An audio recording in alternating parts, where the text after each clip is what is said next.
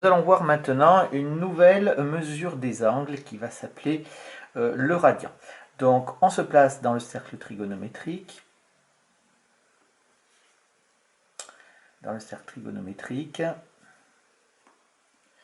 Je vais dire donc soit A, le point d'abscisse curviligne 0,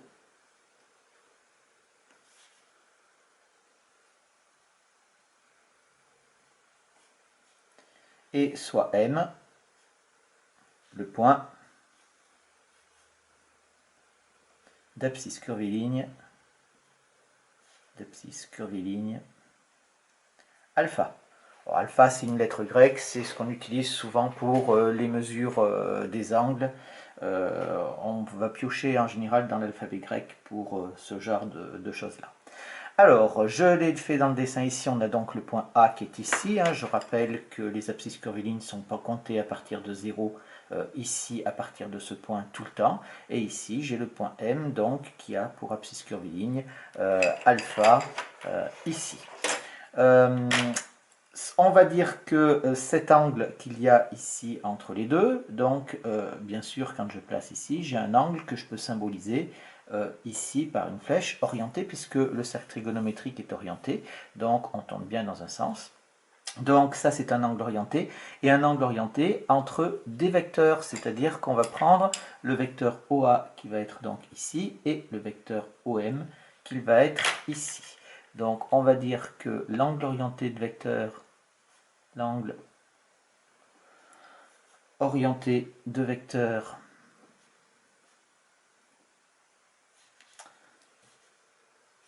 entre les vecteurs OM, OA, pardon. Alors OA, je rappelle aussi que c'est le vecteur I, c'est le vecteur du repère, d'origine, un des vecteurs de base du repère. Et le vecteur OM. Alors, déjà, il est noté cet angle de vecteur parce que c'est quelque chose qu'on n'avait pas vu en seconde. Donc, il est noté ici, on met le vecteur OA et on met le vecteur OM entre parenthèses.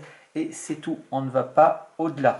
Il n'y a pas de chapeau dessus en particulier. Et on met le premier vecteur, c'est-à-dire le vecteur d'où on part. Et le deuxième vecteur, c'est le vecteur où on arrive en faisant l'angle, ici, avec la flèche.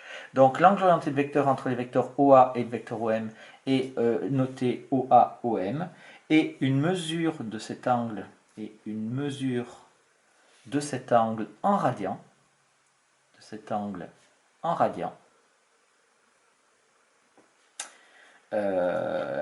est alpha, c'est-à-dire qu'on retrouve ici la même chose que l'abscisse curviligne du point M, puisqu'on part bien du point A qui est ici, c'est-à-dire du vecteur OA qui est le vecteur I de base du repère, et on va jusqu'au vecteur OM.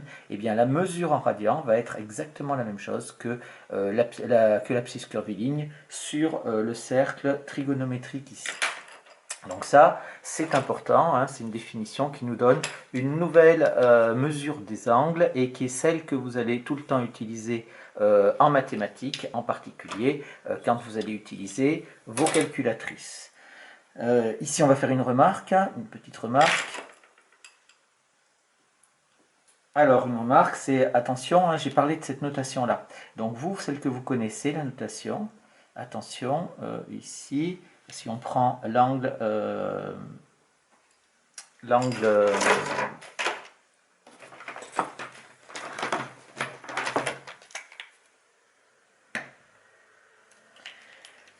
que vous avez l'habitude d'utiliser, c'est l'angle AOM, comme ça, ici, est un angle géométrique. Donc, il faut bien faire la différence entre les deux.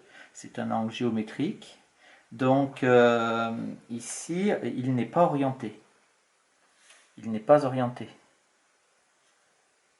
Un angle géométrique, c'est-à-dire qu'en fait, on se place dans le triangle OAM, d'accord? Et on va avoir la valeur de l'angle qui va être quelconque et qui va surtout être positif. Ça mesure en radian,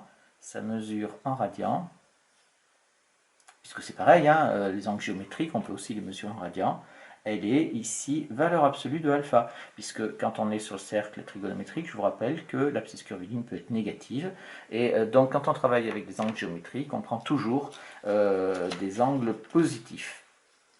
Donc voilà, une autre remarque aussi, c'est que ici c'est une question de vocabulaire, on parle aussi d'anglocentre.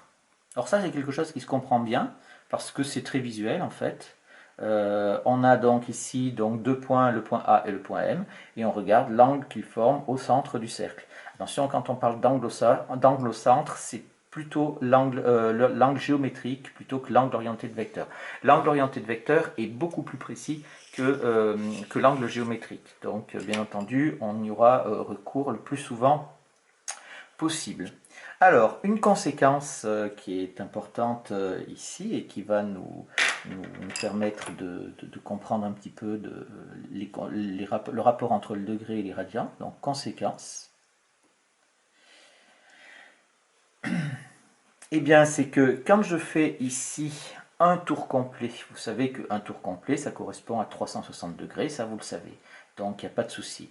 Et nous, un tour complet, on l'a dit, hein, ça correspond à 2π. Donc ici, on sait que un tour complet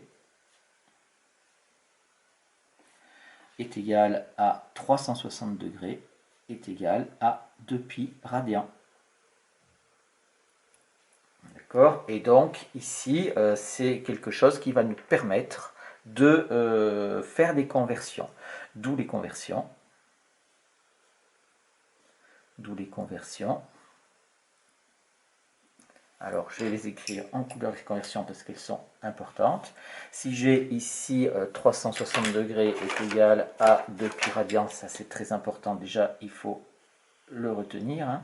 Ça, c'est vraiment la base. Et donc, dans la conversion, on a quoi? On a 1 degré. Si j'ai 360 degrés qui est égal à 2π radians, alors 1 degré va être égal à 2π sur 360 radians. Alors l'abréviation pour radian, c'est RAD. Et d'un autre côté, je vais avoir également un radian. Alors cette fois-ci, c'est 1 radian ici. Là, j'en ai 2π qui valent 360, donc il faut que je divise par 2π. Donc ça nous fait 1 radian est égal à 360 sur 2π degrés.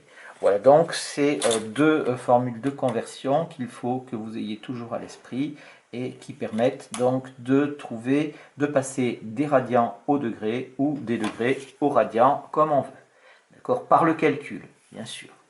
Alors, bien entendu, maintenant qu'on a ça, il va falloir donner quelques angles remarquables. Mais auparavant, on va faire des valeurs remarquables, on fera le reste après. Donc ça, ces valeurs remarquables, c'est les angles qu'il faut toujours connaître et parce qu'on va les utiliser tout le temps, les valeurs remarquables. Donc les valeurs remarquables, je vais mettre ici l'angle en degrés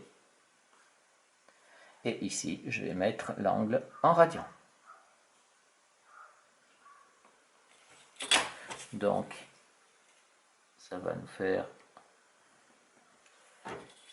comme ça.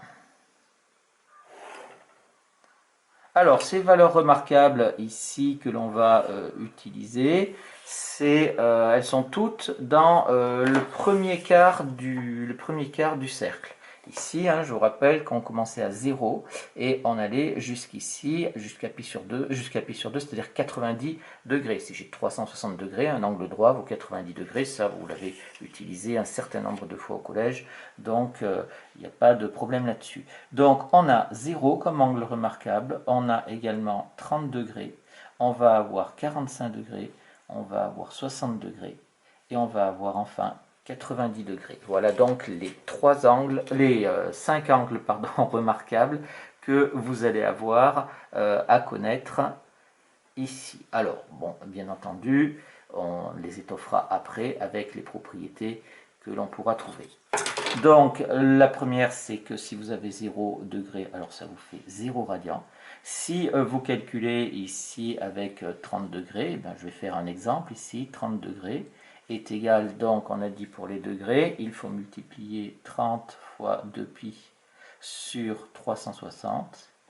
Et si on fait 3 sur 3 sur 360, ça nous fait, enfin si on fait cette chose-là, on simplifie à la calculatrice et ça va nous donner ici pi sur 6. Donc ici, j'ai pi sur 6 radians. Pour 45 degrés, avec la même formule, ça nous fait donc pi sur 4. Pour 60 degrés, on va trouver pi sur 3. Et pour 90 degrés, on va trouver pi sur 2. On retrouve les valeurs que l'on avait vues dans les exercices et qui sont importantes à connaître, bien sûr.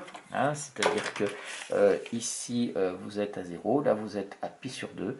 Au milieu, ici, vous êtes à pi sur 4, bien entendu. Et de part et d'autre, vous avez donc pi sur 6 qui va être là et pi sur 3. Pi sur 3, je rappelle que ça correspond à une corde de 1 sur le dessin.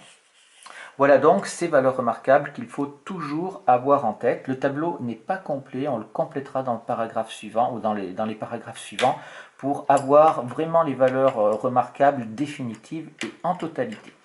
Une dernière remarque, juste de culture générale ici, les autres mesures des angles, c'est-à-dire toutes les mesures de angles que vous avez, que vous connaissez. Donc il existe d'autres mesures. Il existe d'autres mesures d'angle, alors on ne travaillera pas avec, mais je les mentionne quand même. D'autres mesures d'angle. Alors vous avez la première, c'est le tour. D'accord, le tour, ça c'est l'unité historique en fait, puisque au départ on parlait de faire un demi-tour, faire un quart de tour, etc. C'était quelque chose de très concret. On a le grade. Et on a bien sûr le degré et le radian, ça c'est bon, vous l'avez, et le radian. Alors les correspondances, on va les écrire quand même ici, ça nous fait donc un tour c'était TR, est égal à 400 grades, 400 grades,